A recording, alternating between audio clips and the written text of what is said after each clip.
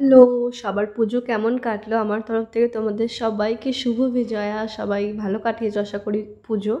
এটা ছিল দশমীর দিনের ভিডিও। আমি খুব সুন্দরভাবে সেজেগুজে রেডি হয়েছিলাম, কিন্তু শেষের দিকে গিয়ে মনে হয় আমি এই ড্রেসটা পরবো না। আমি একটা নর্মাল শর্টস আর টপ পরে নিই। আর আমার একটু আই মেকআপটা আজকে হেভি ছিল।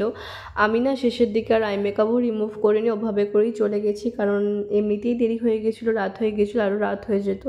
আমরা এই দুদিন নবদ্বীপে একদম ভালো মন তৃপ্তি করে খেতে পারিনি দেখে আজকে মাদারসাট যাচ্ছিলাম। আর মাদারসাট আমার one of my favourite restaurant.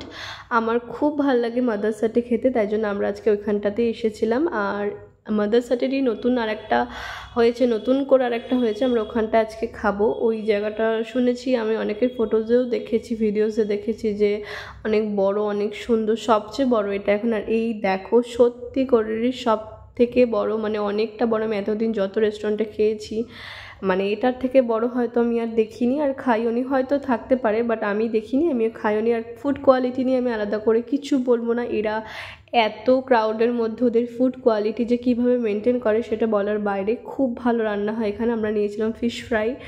এটা কিন্তু এখানকার, আমরা এলে এই ডিশটা কিন্তু খেয়েই থাকি, কোনো কিছু খাই আর না খাই এটা আমরা খাবোই। আর এরপর আমার খুব কোল্ড কফি খেতে ইচ্ছা করছিল, আমার এত কোল্ড নিয়েও কোল্ড কফিটা ছিল ভাই মারাত্মক। আমি নেক্সট বার গেলে অবশ্যই খাবো। এরপর নিয়েছিলাম বারবিকিউ চিকেন পিৎজা, এটাও ছিল দারুণ। শেষ পর্যন্ত প্রিয়াংশু আজকে ফর্মে ছিল না, ওর একদম খেতে ইচ্ছা করছিল না, বাট আমার তাও মনে হচ্ছিলো যে আর একটু কিছু খেলে ভালো হয়, অন্যরকম কিছু। বাট অন্যরকম কিছু আজকে আর ট্রাই করতে পারিনি। আমরা এইটা আগেও খেয়েছি, আজকেও নিয়েছিলাম পোলাও মাটন থালি, তার সঙ্গে ছিল ফিশ ফ্রাই, গোলাপ জামুন আর সন্দেশ। আর তারপরে খাওয়া দাওয়া শেষ করে আমরা বাড়ি ফিরে আসি। Tata, good night.